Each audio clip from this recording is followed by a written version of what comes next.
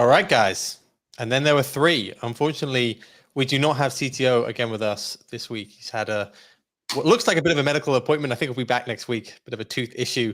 So we have Marty Party with us. We have InvestAnswers. We have James. Great to have you guys. Luckily, we've managed to hold on to last week's gains. How are you guys feeling about the market? Maybe we'll start with you, James. Yeah, a lot of interesting stuff happening under the belly, but we're still in August, which is 18 more days of sucky doldrums, low volumes, although the volumes have been pretty impressive actually for Bitcoin, up around 80, 90 billion a day. And a lot of stuff happening in the underbelly, a lot of uncertainty, a lot of confusion, still a little bit of a remnant of fear between nuclear reactors, rockets flying, the carry trade hangover and stuff like that, which we'll all dig into more in a few minutes, I reckon. But, all in all, good. You can't keep, I always describe, as I think probably many other people do, the beach ball, keep it underwater. You can't hold it down for long. So, yeah, I did notice that yesterday. People were blaming the Solana sell-off on the Ukraine nuclear reactor. It's just, we are the only risk market open. So people they'll just trade whatever headline they can on the weekend on it. How you doing, Marty? I know you were very, very bullish on the rebound. We got that. Solana absolutely soared, I think, even post our show, hit a high of 163. How are you feeling about the market? Normal. I mean, I just think there's been wonderful narratives for the market makers to support their move. My opinion on that. I don't think buying and selling has anything to do with the price. I think these are large distributions that are planned ahead of time, and they'll just use narratives to do shakeouts. It's all about shakeouts now. Just before the turn, we're still in that cup and handle on the weekly, targeting 120 until that cup and handle invalidates. I believe they'll just play that out. We're seeing supply shock, though. I think that's what's going on right now. Bitcoin, I just posted this morning, Bitcoin reserves on exchanges reached levels not seen since 2018. Just under 2 million Bitcoin left. James, I was talking to you on the weekend about potential rehypothecation from the BLX, but I haven't got definitive proof. But anyway, I think the market is doing what the market does, which is shake everyone out before the turn. Larry Fink and BlackRock, they're not going to allow the price to move up until all the major sellers are out, Mt. Gox, all this rubbish, sovereign countries, and until they've shaken out retail several times, and they're going to do that with these flush outs. And obviously, nuclear war, all these narratives, they love it, because people panic sell. But anyway, that's my theory. I think we're going to turn up towards the election. I still think the election will be the date we've got to look for, leading up to the election for the move. Yeah, I agree with that, actually. I feel as that's something that's changed in my thesis over the last month or so, is that I feel as though the real banana zone is kind of going to be delayed more until Q4, kind of probably till after the election. I think it's tough to go all in crypto with the uncertainty around that election coming forth. But I do think we'll rally on the back of it. We'll probably go into the end, some other tailwinds we're going to have around that time. But let's start with the agenda. So today we're going to go through the Bitcoin and Sol rebound. Let's probably pat ourselves on the back a little bit there. No, we got it wrong 2 weeks ago. We're right on this one. Sol ETH hitting an all-time high. It's since reversed slightly. Whether we think that's going to be a medium-term trend. SUI is leading L1s at the moment. A lot of talk about that on the timeline. Raoul Pal actually put out a tweet even today talking about maybe there could be a rotation from Solana. We'll talk about Kamala starting to court crypto a little bit more. Her odds have been rising and rising. It does seem like there's a Harris for crypto campaign going on. Can we trust her? There's also been a botched Trump meme coin, which has slightly turned the crypto community against him in the last week. FTX is going to have a big repayment, 12.7 billion in Q4. Marathon Digital, the biggest crypto miner in the world, buying 250 million more Bitcoin today. There's some FUD around Wrap Bitcoin that we're going to get into. Ethena being launched on Solana. CFTC coming after prediction markets. And finally, Pump.Fun coins going absolutely crazy and how many are being created. Let's start with Bitcoin and Sol because we should probably linger on that rebound, which was pretty aggressive. I think when we went live, we were just rebounding. I think Bitcoin was around 55K. Solana was around 130. It did continue. So over the next few days, Bitcoin went all the way up to around 62K. Solana hit a high of around 163. Everyone saw that as the flush that wiped out a ton of different people. We then have since retraced slightly. A few different things, people pointing, like I said, to random geopolitics headlines about why we've dipped. But it does feel pretty healthy here. Solana, as we're going live, has been rallying. It's sticking around 150, it looks like now, and Bitcoin has just reclaimed 60K again. What do you guys think here? Do you think this is the time to continue to be long? Do you think you're going to add to any positions here? Particularly, I'm looking at Solana here because I think that's the one that is on everyone's radar after it broke out of that Solana ETH range. It broke out to all-time highs. Start with you, James. Yeah, the joke. I always feel bad about trading around rockets and missiles and stuff, but it's as if every Sunday is kind of like rocket missile day. So we had a lot of FUD storm, and you get conditioned to, watch Twitter, watch the fear cycle grow up. You got, first of all, the Ukraine nuclear reactor on fire, people freaking out. It's like, oh my God, it's going to be I can't remember that the Russian one before all over again. But no, Chernobyl, yeah. The reactor was offline, and it was only the cooling tower anyway, and it wasn't a rocket or anything else. It's just a fire. So, you see that happening, and then you see all the saber rattling stuff. It's like, Lebanon's going to fire rockets tonight. And it's as if they telegraph it somehow, and they did, and they fired rockets. Prices dip, and then you perp, and that's what I did last night. So it's just a weird time in the world. There's just so much geopolitical tension, and everybody's on edge. So we're here just I would say the weekends for the geopolitics, it definitely feels as though everyone was focusing on that. Obviously, the Ukraine-Russia situation is also really getting it's dialed up a bunch because Ukraine's made an incursion into Russia. This week does seem to be a bit more macro. We do have CPI, we have PPI, which will be really big figures. Is there anything you're looking at over the next week, Marty, just to kind of short-term tactics around what could be price moving? Yeah, I mean, as far as what I've done, I keep accumulating Solana and SUI and a little bit of Bitcoin in every dip. I got SUI at the very low. I'm pretty proud of myself. A big bag added to my bag. That's already up 3x since that move. But I mean, as far as Solana ETH goes, I think we all know what's happened. It ran up to 0.6, which was the resistance. It's now coming back down to the 50%. And I think there's going to be obviously a lot of Solana shakeout before Breakpoint. Breakpoint is coming up in September. It's a massive conference for Solana. All kinds of crazy announcements. Obviously, we think Firedancer will be announced. And that's going to just cause a massive flood into the market for Solana, specifically from institutional buyers. We see an ETF is now approved for launch in November in Brazil. Remember, Brazil is the 10th largest economy in the world. And understand 64% of Solana is sold outside of the US. So people in the US seem to think they're, that important about crypto, but Solana's actually, done better actually outside of the US, which doesn't get affected by all of this rubbish, or this ETF nonsense. So yeah, Brazil, go ahead, James. There was a crypto party, I think, in Nigeria, and it was all very Solana centric. It was just weird. It was in this little coffee shop somewhere, but it was. You're right. I think it's gone full forward. The rest of the world doesn't really care about ETFs in America. So, and then the Russian news, we all know. Russia is now signed into law the use of any cryptocurrency for cross-border settlements for any business in Russia. That'll go into effect in November. So in November, we've got the Brazilian ETF. We've got the Russian law coming into effect. We've got the US election. I think this is all the setup. Okay, they're going to do as mega flushes, as many flush outs as they can of retail. And just hold on to your pants and buy every discount, specifically Solana and SUI, I would say. Those look like the winners to carry the stable coins and the tokenized real-world assets in the future, which is, I always tell you, it's a quadrillion market cap potential. And that's what I think. So just buy the discounts, people. Just ignore the noise.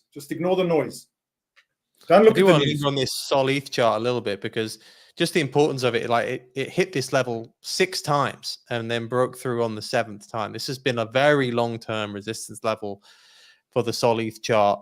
This is on price rather than market cap, because obviously Solana's inflation's been much higher over this period, but it was just, I think, a very important point even for the market to see Solana break out to new all-time highs versus ETH here. It does feel as though ever since it did that, or it had a 1 or 2 days of a breakout and then it's since retraced, part of that people have been attributing to the inflows into the ETH ETF. The ETH ETF has actually been beating the Bitcoin ETF for inflows over the last week, and people saying, again, BlackRock buying the dip. The outflows from the Grayscale Trust seem to be slowing. It does feel as though this could be a market again where all three of these coins perhaps do well. Like this isn't just a Solana and Bitcoin. At least I see over the next few weeks that you can paint a bullish picture for ETH inflows. So I guess I'm kind of bullish on all three right now, but I would agree with you over the medium term. It's tough to fight the Solana horse. Do you have any thoughts on that, James? Anyone from your community talking about ETH kind of maybe having a short-term catch-up here? Yeah, in my community, I don't think so. I think you've converted them all. Yeah, well, it was very clear. I'm very transparent and open with my moves, and I had a long-term ETH bag that I all bought pretty much in one day back in March 2020, and I shook free of it last year. But anyway, this is the ETH ETF flows. Couple of things. The ETH Grayscale bleed is intense, but 23% of their entire bag is already gone just after 10, 12 days, which is stunning. The acceleration of the bleed compared to Grayscale is much faster, which is good news for the ETH people because it means it's going to bleed out real quick. Their mini stuff, it's not helping at all. You can see the major buyer is BlackRock here, and then Fidelity is nibbling. But even if you compare these flows, yes, they are big, but nowhere near Bitcoin. They started off fast and then slowed down a little bit.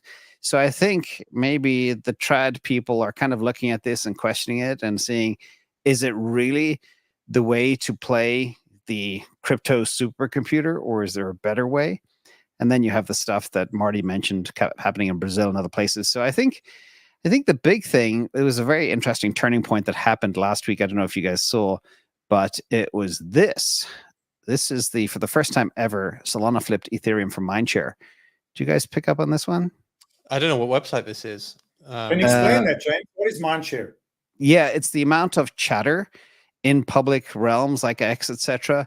How much it's been spoken about by people. And for the first time ever, Solana flipped ETH. Wow. And this is during the ETH ETF launch time. So all the buzz, etc., should have been around Ethereum, and it wasn't. It was still around Solana. So that was kind of stunning to me because at the end of the day, it's all about what people are talking about. So I think this shouldn't be understated. So will ETH do well? Yes. Will it run as fast as other horses? I don't think so. Did you see, obviously one of the things that kind of got buried last week was that XRP also settled with the SEC, 125 million. XRP rallied and then kind of didn't really do much after that. And you saw Solana actually rally again. Do you think really the news around XRP is bullish for the altcoins in general? And most probably Solana, given that's the other most obvious path to an ETF. Yeah, I think that ruling was huge for all of crypto, especially proof of stake networks, just for the fact that they declared XRP not a security. And once again, that judge is doing God's work for us. But yeah, I think it's a big ruling. Once again, I think it's got to do with the Chevron ruling by the Supreme Court, removing the SEC statement that crypto is a security, removing it from all of these trials. So they have to prove it's a security, and at least they can bring in expert witnesses. And I think that's quite a threat to the SEC's case. So they've backed off. You see a lot of that now. They're kind of like backing off. And I think we'll see that go forward through the Coinbase trial. I saw a legal opinion on it, which basically said, look, they did pretty much everything wrong. XRP did so many things wrong compared to how other chains have been launched. It was very centralized in its launch, even in a lot of its advertising and the statements that they made, and they still weren't ruled as security. So like, if XRP isn't ruled as security, it's going to be incredibly hard to come after the others. And that just made me think, you've got a clearer path here. I think the VanEck CEO came out this week and said Solana ETF is just inevitable. Exactly. And you nailed it with that. And I've been saying that for years. If XRP is not a security, when they're dumping 500 million or 1 billion tokens every quarter like clockwork for 8 years, I don't know what is. Literally, that's the definition of what it should be Yeah, if it is one. I think there's going to be two different categories, right? It's the institutional sales that these projects did to VCs and institutions early on, and then it's the secondary market sales. And I think the secondary market sales is now out the door. It's not a security. I think that's concluded. What they're going to fight now is the institutional sales, and they're all going to face it. You know, any one of these projects that sold to venture capitalists, we saw even reports that the SEC is approaching, potentially going to sue 3 VCs. We don't know which ones, but I think that's what they're going to chase now. Because if you do have a legal contract for sale to an institution, that is technically a security. That's the absolute definition of a security. So those need to be registered. So it's probably going to be the fines or back registration or something. But the most important thing is the retail secondary market of crypto is no longer security, and you'll see. I think that's going to be a catalyst for a major altcoin move very soon. Yeah. That's what I thought as well. I thought it was very notable that although XRP rallied, it kind of came back, and other coins like SUI and Solana seem to be the fastest horses. Let's linger a little bit on SUI because I think there's going to be some questions on it. Remember, SUI is one of the two coins / chains to come out of the Facebook team that was looking into blockchain. The other is Aptos. SUI has seen a bit of a bounce off its recent lows. It's now one of the few L1s actually higher on the year alongside TON and Solana, and it's really been adding to gains this week. I saw actually a post by Raul Powell even mentioning it today, just that he's keeping an eye on it. One thing that I've learned this year is really just not to be maxing on anything. Definitely I'm open-minded to looking into SUI. It's seemingly applications seem to be more to do with AI, interoperability. Basically, it's easier for them to read and write, given the programming language, and it seems to have a few more like B2B supply chain sort of applications at the moment. Maybe I know you probably looked at it a bit more extensively than me, but what are your takes on SUI? I mean, SUI, I've been involved with SUI for a while. They had me out of Basecamp. I've been in SUI since the very beginning. I bought it at $1.30 when they came out the gate, and I've been dollar cost averaging all the way down to the bottom. SUI is a phenomenal project. The people are amazing. It comes from Facebook. It's highly well funded. The team is excellent. All the architects are the best at breed. And they built something special. And we saw that as engineers from the beginning.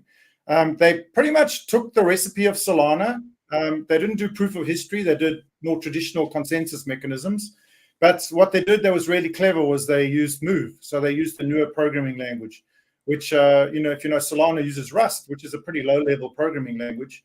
Move is more of an abstractable language. So it's more of in the development space, very attractive for development of applications. And that's really the primary difference, as well as the fact that, you know, they had the advantage of being a little bit learning from some of the mistakes and some of the design constraints of all the other chains to make an extremely fast transaction capable blockchain. And so it's got scalability, it's got a great community, the tokenomics are typical TGE, very similar. I think it got a 10 billion maximum supply. They've got unlocks, we all know about that, but we know nowadays unlocks don't really mean much. It's not like they used to. And then, I mean, the fact that it's deemed for gaming or whatever, I think that's all jargon. I think at the end of the day, SUI and Solana are being built, tested, and manufactured to move stablecoin and tokenized assets. That's pretty much going to be the game. And what about you, James? I know we've mentioned, obviously, the supply is the main thing there. Anything that struck you that this could be slightly different? This one and TON are like the two that people are looking to as, let's say, Solana killers.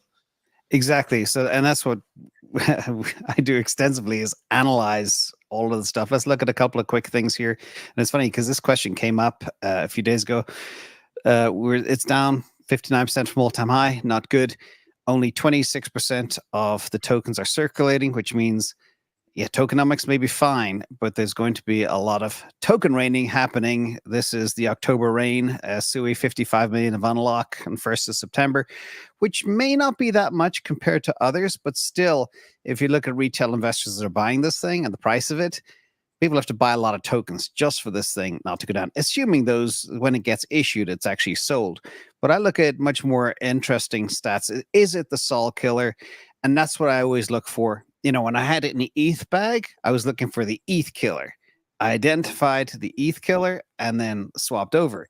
Now I'm always on alert for what is the next Sol killer, if there is one. So if you look at some of these metrics here, decentralization, etc. There's only one thing so far where SUI is better. And to knock something off a horse, you have to be better. Being as good does not dismount the rider, in my opinion. And I compare this to looking at traditional companies. And I assume when I analyze things that crypto is no different. So where SUI has the edge is finality, which is quicker than Solana. But if you look at max TPS, Nakamoto, block time, daily active users, daily transactions over daily active users, TVL, DEX volume, stablecoin, Twitter followers, anything else you look at, it doesn't hold a candle to Solana. Is it going to kill Solana? No. And the other big question is... But it is a 10th of the price. It's a 7th of the price, fully diluted. Oh, okay, fully diluted. A 7th. So you're right. It's cheaper, but is cheaper necessarily better? That is the other question. There's some stuff that's extremely overvalued in crypto. We won't mention any of those names too. I think, yes, it could have upside, but is it worth, you go back to things like we shared earlier, Mindshare, momentum, users, adoption, breadth of dApps, all that stuff. Solana has it, and Solana has a wild card in its back pocket, and that's FireDancer. And that is if FireDancer floats, then where does that put SUI? SUI's way behind if that's the case. Way behind. Marty, I know you're deep in this from a technology perspective. Yeah, I'm a Sol SUI guy since the beginning. So, I've been invested in Sol SUI. I'm not very, I don't pick one horse. I think Sol and SUI are very similar. They have similar mindsets. I think, yes, FireDancer, if it does come out as promised, will equate in maybe even faster, as we know, than SUI. So that difference will deteriorate and leave them pretty much very similar. I think they're very similar at the end of the day. They're Gen 4 blockchains. Yeah. They have a different goal, and that is to be the messaging systems of the world. Okay, yeah. So that anywhere in the world, there's one single state, one single memory, and if someone in the world changes anything in that single memory, everyone in the world gets the message as fast as possible. That's the goal of these two products, is to make that messaging system. Money was the first use case, and we're all obsessed with money and crypto and value and trading, but they're a much bigger spectrum. They're about messaging, and it'll transform the entire world, these two products. The question is, let's ask two questions for both of you from a technology perspective. To dismount the rider from an existing horse, is good enough to dismount that rider, or do you have to be superior, far superior? In my experience, you've got to be superior. Ethereum has the first mover advantage over them all. That's why it's had 400 billion, now 280. Solana's got first mover advantage on the single state monolithic architecture blockchain, and SUI will have to compete with that. And SUI will then have first mover advantage over the generation 5 blockchains, which are probably going to come. That's just part of technology. But what I find interesting is the Lindy effect. Solana is Lindy affected into a large group of users, 1.75 million right now. It's very hard to gain users. Users are the hardest thing in technology is to get users. You can have the most sophisticated software in the world, and actually there's always been a better operating system, better programming language. You just don't know about it because it didn't get users. Solana is extremely good at getting users. They have a great UI, great team, great marketing roadmap, and I think SUI is kind of copying that or learning from that and doing it in their own way. But that's really where the rubber meets the road, is the ability to get users. Okay, let's swap this around to both of you. And I know this is your show, Amanda, not me, but I really want to mine your brains for this. What happens if, you talked about this 4th gen, 5th gen blockchain that exists now. What happens to the old stuff? Are they just dead men walking, zombies? Well, I think we're seeing that they're not necessarily. ETH is still, 4 times the market cap of Solana. I think what we're really talking about here is potentially different use cases. Like, do we believe in a multi-chain future, or do we believe in a single chain future that dominates everything? I think Solana has had the best risk reward profile for most of this cycle, just because of the number of users and the amount of transactions happening there, and just it seems to have captured the culture at a higher rate than a a quarter of the price of ETH. But I think people are now looking, they've probably, meme coins maybe not been doing that as well recently. A lot of altcoins haven't, but L1 seem to be maybe the best horse to kind of look at for outsized gains. And SUI, I mean, it's gone from 8 billion when I was looking at it to 10 now. Look, I think what Marty said was the thing that I think is important here, that the programming language of Solana hinders it in some of its use cases. So if you can paint to me that potentially SUI becomes more used for AI applications and maybe more B2B applications with AI agents, I can potentially buy into that. But I do agree with what you're saying in that you're kind of picking a niche here, or potentially a different horse. I think to look at it under the lens of it being a Solana killer is not really what you should be looking at it, because it hasn't really got massive adoption right now. You should be looking at its ability to win market share in those sort of industries independently. So I think the idea that it's a Solana killer, it's not, but that's not to say that it can't be valued at 20 billion. And if I was to look at those three coins, let's say ETH, Solana, and SUI, which one could do a 2x first? I feel like the risk reward here on SUI does seem decent at this stage of the cycle if we think it's going to continue, because I don't think it's going to go materially lower. But you are buying into not adoption, but more of a dream, in my opinion. You're buying into a little bit more of a hype. Now, if the cycle ends, those coins get butchered. But if we think the cycle is going to continue, I can imagine that does a 2x. I can imagine that's a $20 billion coin. Yep. And I like what you're saying there as well. One of the theories I had last year was there would be a chain for very specific niches. There'd be one master chain that is the consumer chain that does most things, payments, DEXs, that type of stuff. And then you'd have niche chains for things like gaming, NFT trading, what else? AI, you mentioned. As it turns out, that's not the case. A lot of people had hoped that Avalanche would become the gaming chain. That kind of fizzled out along the way. I don't look at gaming, but maybe you can correct me on that if I'm wrong. Gaming doesn't need, for me, gaming doesn't need special technology. And I think AI potentially does, particularly in its programming language. So that's why I feel like it is a bit more unique. There's a lot of applications which don't need special technology, in my opinion.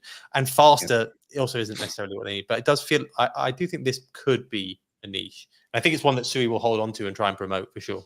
Yeah, but the tokenomics... I don't love them. Exactly. And the good news for Marty is it just broke $1, and the chart here is clearly showing a breakout, which is good. The problem that you're going to have is the price suppression from the unlocks. And of course, people say, oh, they're just going to hold. No, this isn't like Mt. Gox. Some will be sold, of course. So that's the buzzsaw, as I call, of the dilution that's going to happen. We don't know how bad it's going to be, but that will keep a little bit of a lid on price. If we do get into the banana zone and all crypto goes bonkers, this will go up. But how much will it be suppressed? That's the key to understand. So good conversation. Yeah, some of the technologies required for gaming in crypto are very specific. To give you an example, when you're playing a game and you like Pac-Man, when you go over a little dot, you don't want your wallet to pop up and say, do you approve this transaction? Okay. You want to keep playing. So you need extremely fast speed, and you need to be able to allocate value up front and say, I want to pre-sign for $100 of value, things like that. I want to pre-sign for the game. And these kinds of technologies you can't do in ETH, L2s, etc. But SUI and Solana now actually have made these technologies. So Avalanche didn't have it. Avalanche was basically an EVM, just rewritten. So it didn't really work out. So for in-gaming, direct-to-chain writes and reads and approvals, you need really fast speed and specific technology. That's why SUI built that for their Playtron gaming system, right? SUI's going to have a hardware device. We saw that in Paris. And that device, the games, have an API where the developers can write in the game that the user can sign for the wallet for the entire game. And then when you're playing the game, and you're doing things and getting rewards in real time, it's actually writing to the chain. That's awesome. You can't do that. You can't do that with a slower blockchain. You see, the use cases are diverging. The Ethereum can't do that. So it can't even, it's a different conversation. SUI and Solana can do that. And there you see that divergence happening. Go ahead. Quick message from Wallfly for you, Marty. How can I send a new mic to Marty? We'll get him. We'll get him one. Don't worry. Already, I thought I had a good someone mic. out. My mic doesn't sound good. Nah, it's fine. Well, Yeah. we'll discuss it after the show, maybe. Exactly. Anyway, we'll make a hard switch into politics because it feels like that's also kind of an overarching theme here in crypto at the moment. And this week we've seen Harris for crypto become a bit of a trend, led by Mark Cuban. There was a meeting between, well, it was meant to be Harris and a bunch of crypto leaders. Turns out she didn't even turn up to the event. There was some criticism of that from the Winklevoss twins pretty publicly. Can we trust crypto? Can crypto trust Harris, you think, at this stage? Do you think we're going to have a more centered view there from the Democrats here? Yeah, what do you think, Marty? I see you already wagging your finger. I mean, I think Harris has just got the same handlers as Biden, so it's going to be the same as usual. I do think it's a bit of a show me story. Banking lobbies run the show. I think Harris will just go out to the banking lobbyists, unless the crypto lobbyists can raise enough money. What do you think? What do you think, James? Do you think there's too many of the old guard still in that administration that could hurt crypto? Well, first of all, I'm going to preface what I'm going to say next with a disclaimer that all I do is share facts. Okay, so I hope this doesn't offend anybody. This is just politics. This is just talking about the effect on crypto. It's not about it's not about politics. It's more like, do you think that they're going to go after crypto or not? Yeah. So first of all, we've seen the last 3.5 years, the choke points, 2.0, etc. It's very clear one side does not like crypto. Also, we haven't had any direct communication from the candidate, no live interviews, which is absolutely stunning given she's been around for 3 weeks now and been around for 3.5 years. In fact, they kept her in a box, I think, for the first 3.5 years. She wasn't allowed out. Everything seems scripted, just like Marty said.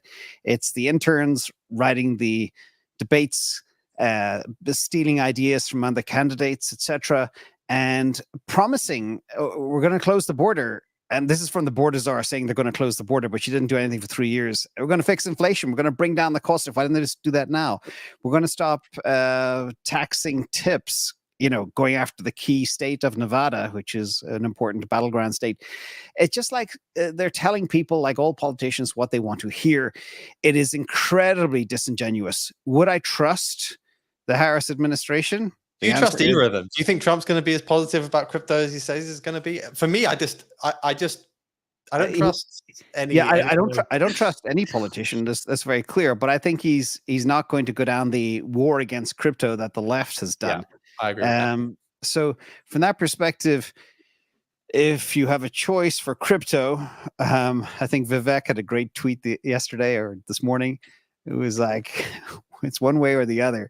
It's pretty clear, and it's also very interesting for me to observe how crypto has become such a political issue. There's 55 million crypto users in the United States. Definitely, if you turn your back on those folks, that's a big audience, a big voting block that you're denying. So we'll see. So one thing that did happen this week, and if you're not really in the crypto Twitter streets, you've maybe not known it. There was a kind of a botched meme coin launch by the Trump family, which is one of kind of 3 that's happened over the last few months. And this one seemingly did hurt a lot of people, a lot of core crypto users actually in the US who kind of show up to the crypto community each day. A lot of fallout from that, actually. And this is someone who kind of turns up every day and judges sentiment. This didn't go well. It fell 97% the moment that Trump's denied involvement, even though they seemingly perhaps were involved in its early creation, or at least maybe advised or said they would give an endorsement. Either way, it botched. It fell 97%. A lot of people had a bad taste in their mouth. It does feel as though the Trump's actual direct involvement in crypto, not Donald Trump himself, but his family, none of it's really gone that well. There seem to be slightly value extractive questions about motives, questions about kind of the fallout from some of these projects. This is like I said, the third project. It was a project called RTR. If anyone wants to look into it, you'll find it in crypto media, but definitely not good. I don't know if either of you followed that story, but I don't know. Definitely something. I thought that it wasn't Trump. This was an Eric Trump thing, right? Which is different. Yeah, it was Donald Trump Jr. I think it was. Right. So nothing. So based on information right appeared that RTR token was initially rumored to be associated with the Trump family, particularly with Eric Trump. But I think it was Ryan Fournier, right? The chair of the students or something. Like Ryan Fournier was the one that tweeted it was the official Trump coin. And then right after that, Eric Trump came out publicly and said and denied that connection. And that's when it dumped. So I don't think it was associated with the Trumps at all. That's just crypto Twitter nonsense to me. I think if the Trump, I don't know. I think people think that you'll see it on their official pages and endorsed if they do something properly. Once again, I just think people made the association because of Ryan Fournier. But anyway, I think it was a bit deeper than that. If you go onto the website, some of the rewards for it were linked back to him. There were public statements that, like screenshots of statements they had in conversations with Donald Trump Jr. There's definitely been more than just this wasn't to do with us. I think they probably got cold feet. They're now talking about like a DeFi project at the moment. But anyway, the Trump family involvement in crypto hasn't been going that well. It's definitely hurt Trump's, I think, standing in some of the crypto community this week. And I just thought it was notable to see that, like, Harris kind of trying to court the crypto community and then the Trump family kind of dropping the ball. But is what it is. We'll kind of move on to maybe what Q4 we spoke about could be a strong quarter for crypto. FTX ordered this week to give 12.7 billion back to crypto users. I think this will happen towards the end of this year. There could be another appeal against that. But 12.7 billion going back to crypto users, that could be the start of a bit of a Santa Claus rally, I think, particularly post-election. What do you guys feel about Q4? Are we delaying now the big rallies, you think, until Q1 next year, Q4 this year? I've been saying we're consolidating to the election, so that's exactly what I've been saying. Q4. There's so many things happening in November, late November. I think it's all destined to be the pump. So just hold on to that till then. There'll be a big triangular consolidation to the election. They'll create as much confusion as they can, and then right into Q4, we'll see tons of more ETFs. We'll see the FTX thing go down. I think that's when we're going to see the move. I think you're right. Q4. I think a little earlier. You think earlier? Yeah. So no, that could catch people by surprise. You're right. Yeah, I think you guys mentioned as well. We all know that it follows the money printing cycle, and that's going into high gear all around the world. Right. I think September we could see some breakout. But when I look at Bitcoin, I look at the hardness, and I look at the game theory, and I look at the treasuries alone. I know we'll talk about treasuries in a minute. But when you break down just what one or two companies are doing and the impact on hardness and scarcity, the price can only go up. Forget macro, forget elections. Look at the money and look at the scarcity. That's what will drive the price action, I believe. I saw a really good interview with I forget who it was now, but he was talking about the fact that Bitcoin at the moment is like owning Apple stock in like 2004. Like, who cares? Like, you can buy it now, and maybe it goes to 8, maybe it goes to 4, maybe it goes to 6. But like, you can never predict short-term moves. But the long-term move is going to be absolutely huge. That's kind of what I believe as well. It's very difficult to predict when exactly these things go parabolic, and you can see that. You know, most of crypto's gains happen in very, very short periods. Then it goes sideways for ages, and then it goes parabolic again. I think it's very, very difficult to predict that sort of stuff. But I agree with you, James. You don't want to be trying to time the rally. I would just be invested and predict that maybe it happens. Maybe slightly before the election, maybe slightly after. Yep. I mean, we know that the Fed has publicly said that they're trying to reduce their bank reserves down to 3 trillion by the end of 2025. Quantitative tightening. So their schedule goes until the end of 2025. So as far as the Fed goes, I think the only reason that they would change that plan is for drastic reasons if something breaks. So to James's point, with the Japanese thing, the rate cuts, debacles, we might see an emergency reason for quantitative tightening to change. If that is the case and there is any kind of announcement, I think the immediate reaction will be a massive pump in the market. So don't fight the Fed. That's the classic saying. Don't fight the Fed. Just watch the Fed. At the end of the day, we just got to keep our eyes on that September meeting and then play from there. That's, and then, in my opinion, and from the charts, it looks like Q4 is when you'll see the closing of the bullish flag and the next leg up to repeat the fractal to 128,000.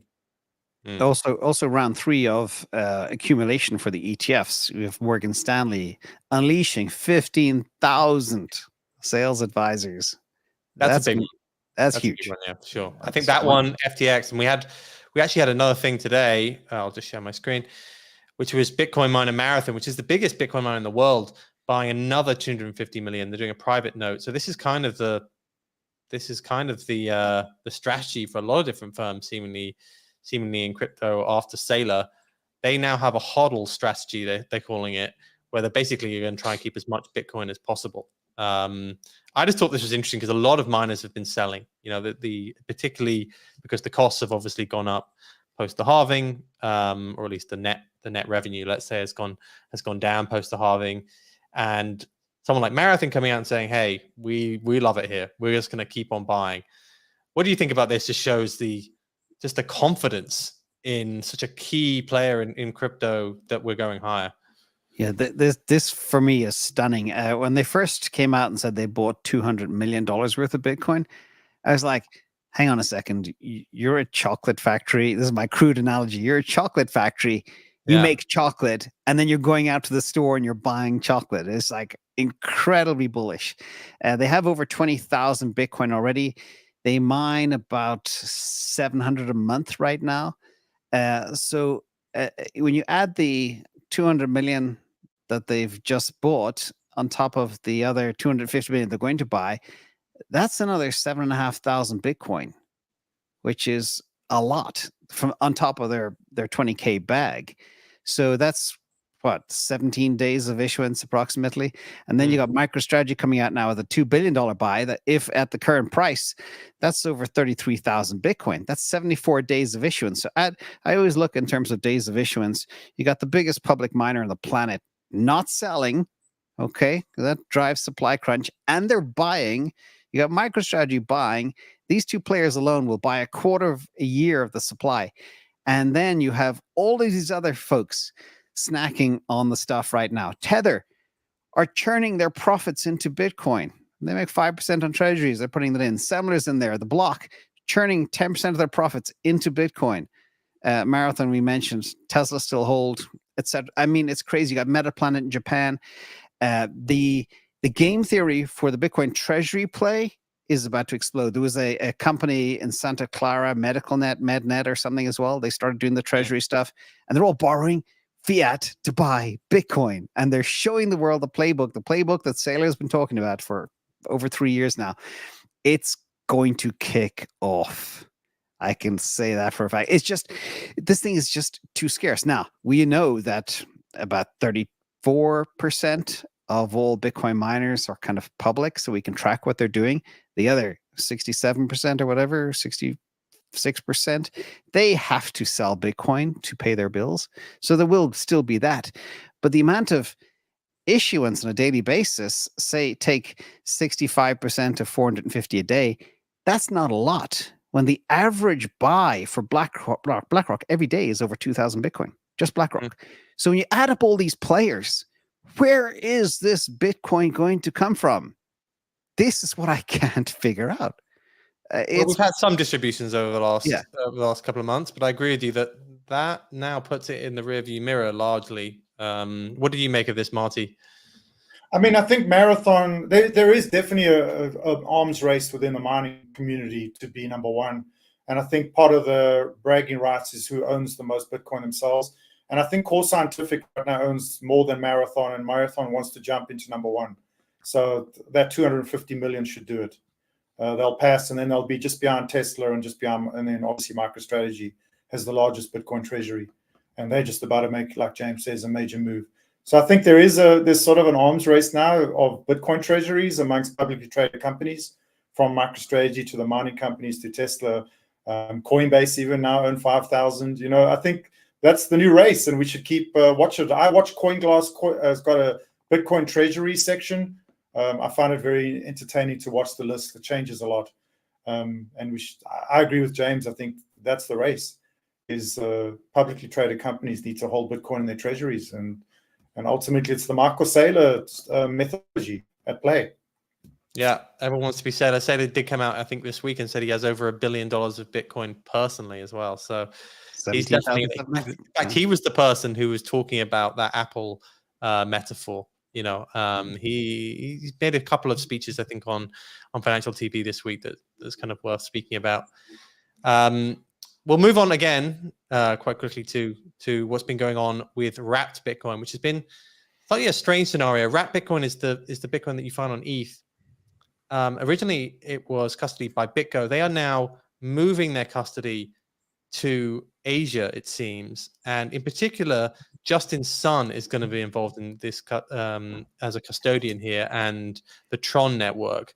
This has led to quite a lot of FUD. It's just something to be aware of if you're involved in the DeFi streets, because wrapped Bitcoin actually makes up, I think, about 10% of the collateral of DAI, which is one of the major stable coins for Maker in crypto. And they've said that they might have to move away from wrapped Bitcoin. Justin Sun is kind of a infamous character in crypto. He runs one of the crypto exchanges, HTX, been involved in crypto for a long time. Some, like FUD around some of the things he's been involved in, some heavy FUD, in fact. And him being now involved in what is quite a big asset in crypto. Wrapped Bitcoin is in the billions as a TVL. I think this is something to pay attention to because it might affect a lot of different DeFi protocols. Did you guys take a look at this? Do you guys think it was a worry? I mean, I looked at it. I mean, obviously we know what's going on. BitGo is, first of all, I'm not a big fan of permissioned bridges and wrapping. And this is just another classic example of sort of generation one implementation where you have a multi-sig wallet backing an entire $1 billion supply of another coin on another chain, which is just hugely risky. For many reasons, because the number one reason, the regulators can just come in and, take over the custodian, and that's the end of the entire ecosystem. So I think this move is to move the primary reserve on BitGo out of the US, because right now wrapped Bitcoin is entirely custodian in the US, and they're moving it to, I believe, BitGo Global, right? BitGlobal. And the red flag was Justin Sun on Tron being involved, and I agree. I think Justin Sun has a bad reputation, even though obviously he's his biggest supporter. But I think at the end of the day, this is a move to move the wrapped Bitcoin custody out of the US, and one has to ask why. And I mean, because the US, weaponizes the stuff. It's they can come in at any time with their regulatory process and mess with wrapped Bitcoin. So it's an interesting one. I agree with you. It's an interesting one. We'll have to watch it play out. But Justin Sun's involvement is not good. And I think both the Ethereum community and the Bitcoin community are throwing their hands in the air going, we don't want anything to do with Justin Sun. Yep. There you go. Reputation is important in this industry, guys. Yeah, I think that's kind of it. I think it's just something to be aware of. It's a multi-billion-dollar asset, wrapped Bitcoin, and it's been growing. But now, and it's 60 days, right? 60 days from August 9th, guys. Let's check that out. So 60, that's 3 months. That times as well with August, September, October, November. See, everything. Another thing to add to the November bucket. Yeah, that is another thing. We'll also enter some more in DeFi. We've seen... one thing I do want to mention regarding this one is Adam Cochran came out and he said BitGo moving wrapped Bitcoin to a joint venture with Justin Sun, LMFAO, whatever that means. Dump that toxic poop. This is bad. Anything wrapped is bad. It's terrible. Shady. Everybody, I always say pure form. That's my way of saying not wrapped. Be careful. This could actually hurt DeFi, could hurt Bitcoin. I hope people, if they have anything wrapped and it's going to Hong Kong, unwrap it, move. There's 10 billion. There's 10 billion of wrapped Bitcoin, and it's largely behind a lot of the DeFi protocols on ETH. So Aave is a huge user. We've spoken about it, I think, even on this show before, that that's how you can do DeFi really, by wrapping it and putting it on ETH. But this definitely puts that into question. It'll be interesting to see if a different custodian comes forth and basically has a good old American Bitcoin, as Trump would call it. Well, I think it's a bigger issue. I think this is a move fundamentally away from custodian-based bridges. I've been saying it forever. This custodian-based bridges are like generation one bridging. there's a second generation now, which is sophisticated permissionless bridging, where you make a light That's what we hope for, validator, and there's no human involvement. You know, you give your Bitcoin to a contract on chain. There's no human custodian, and the removal of human intermediaries was the whole point of crypto. So I don't understand wrapping when there's a human intermediary. It's basically just rebuilding the banking system in a digital way. So I'm a big proponent for Generation 2 bridging. Look at projects like Zeus, etc., which are building, light client permissionless bridging, which will allow people to, give their Bitcoin to a pool without a human and earn yield in DeFi, and there's no risk, there's no counterparty risk. This is like the worst counterparty risk. And I must say, it extends to L2s, right? Optimism, Arbitrum, those are all the same thing, counterparty risk. They're all backed by multi-sig Ethereum wallets. It's the same as wrapped Bitcoin. And I think we're just watching people realize that and go, we want to remove risk. It's about removing risk. Go ahead. It's true. Yeah, I think all of this is actually boils down to the same thing, is that, you're saying that this is not very crypto. And then when these things flare up, it's because of the human error that we brought into it. I'm a technologist, don't get me wrong. That in the beginning, that was the solution, and thank God for it. I mean, it's a wonderful solution. We didn't have the technology to build permissionless bridging, and it takes some time. And before it's built, this was the best solution, and it's been adequate. But I think we're going to see a slow unraveling of that into permissioned and permissionless structures. And that's on Ethereum as well. There's lovely projects building permissionless Ethereum bridges. So this is just the kickoff. We like permissionless. I would agree with that. One thing that we have seen, again, we're just kind of going down the permissionless route, let's say, is Ethena. Ethena, which has been one of the big winners on the ETH ecosystem so far this cycle. They built a synthetic dollar, which has grown to about a $4 billion market cap on ETH. That launched on Solana this week. This is interesting. It's worth looking into. The way that this works is they own Solana. They then short Solana 1x levered against that spot position, and they earn the yield on that short, given shorts normally earn interest in crypto. And because you own spot and you short futures, you basically have delta neutral value of your position, which keeps the stablecoin at 1. This is something that became huge on ETH. They were talking up to 30 to 40% yield on ETH this cycle. That's why it's grown its TVL. It's now moved on to Solana. They're expecting yields in excess of 20% for a stable coin. Interestingly, there was some light FUD about this last week when ETH massively dropped, and it actually performed as expected.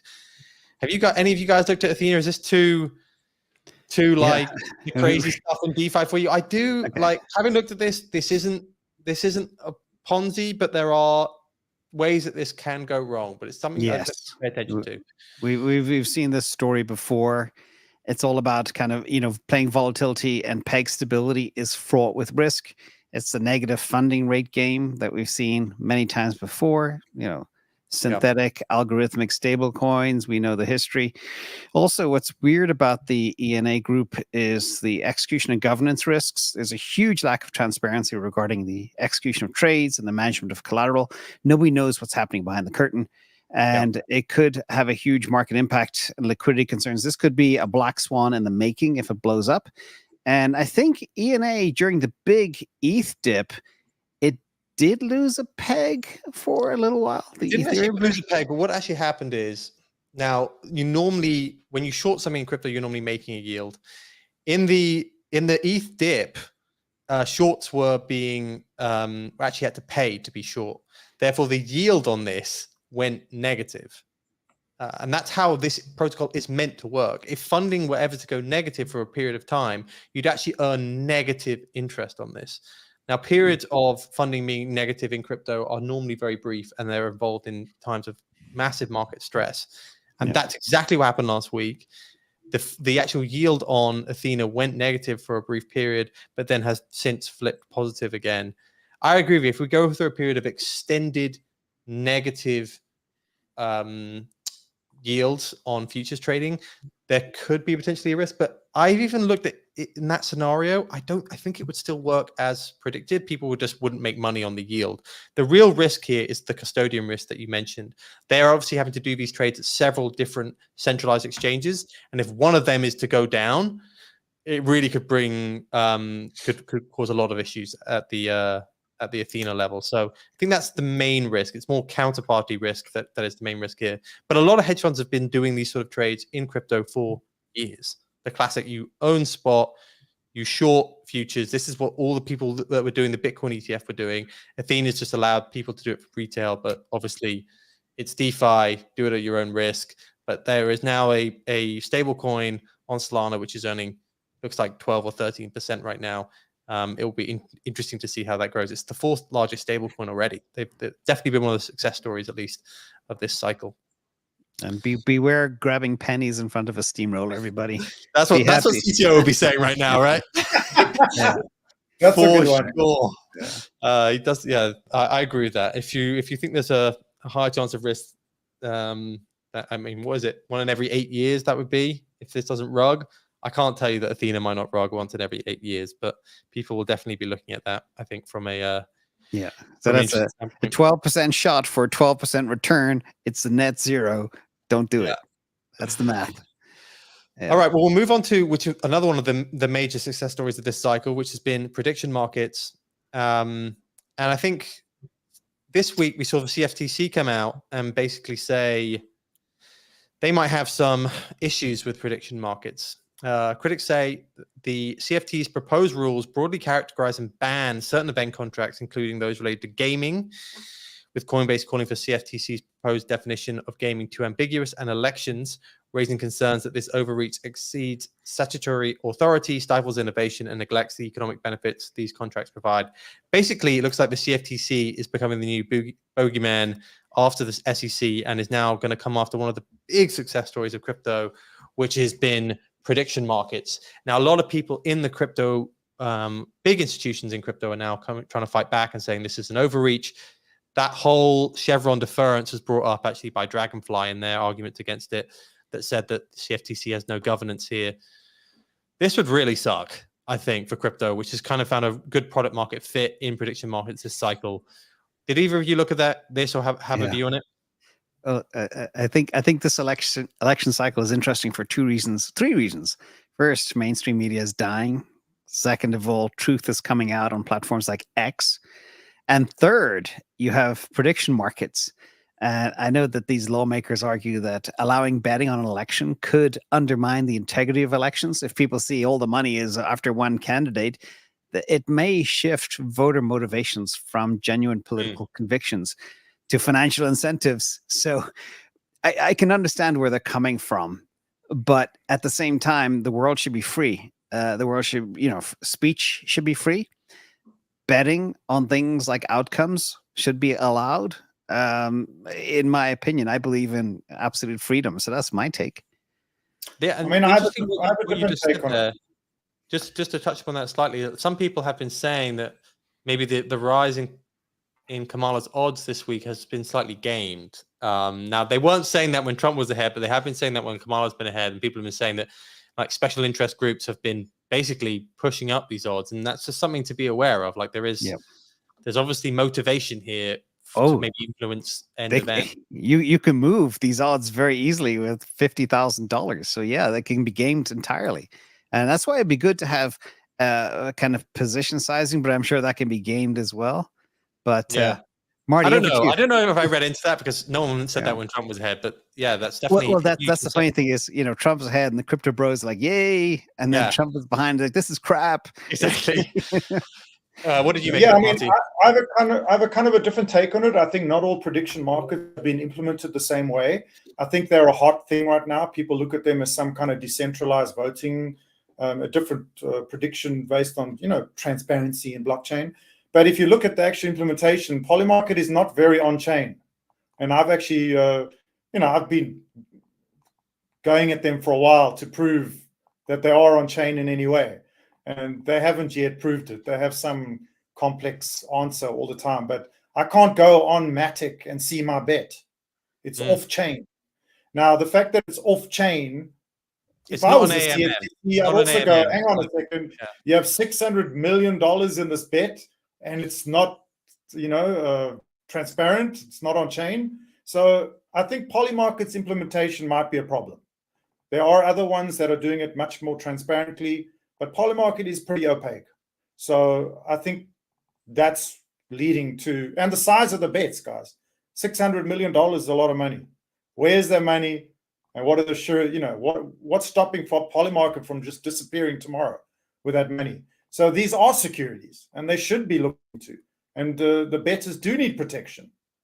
I can also go the other side and say we do need some regulation to prevent these things from blowing up if they're not on chain. So Polymarket did it to themselves. They chose an implementation that's not really on chain. They use this whole club thing if you go research it. But what's more interesting, guys, is I looked at this on the weekend. I did a post.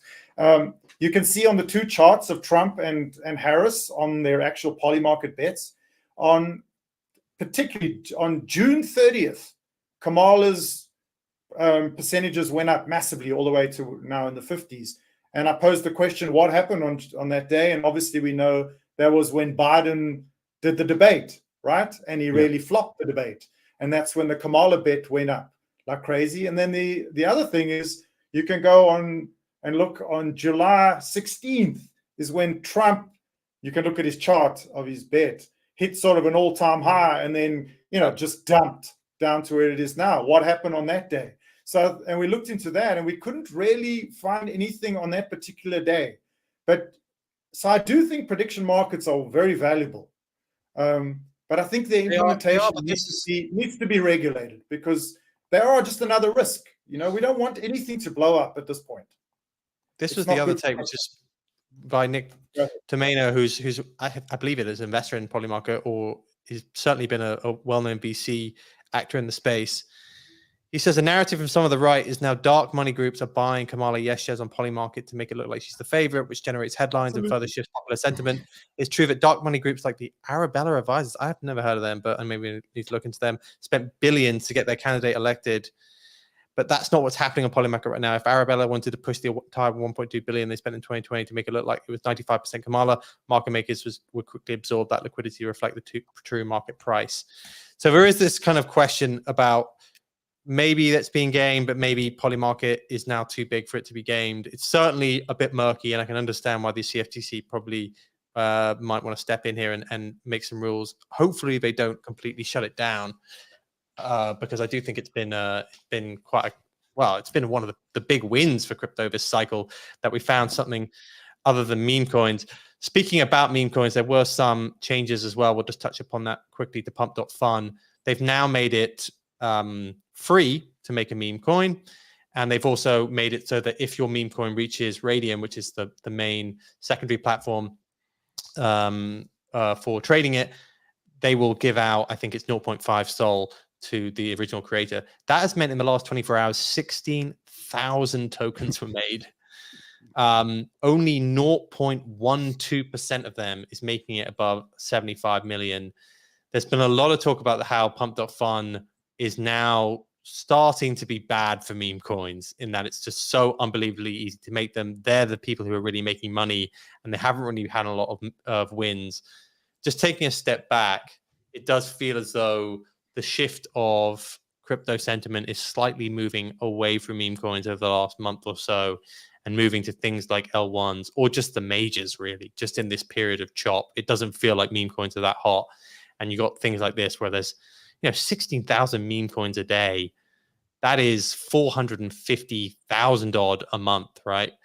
That is or nearly 500,000 odd a month. That is just crazy, crazy figures of meme coins being made.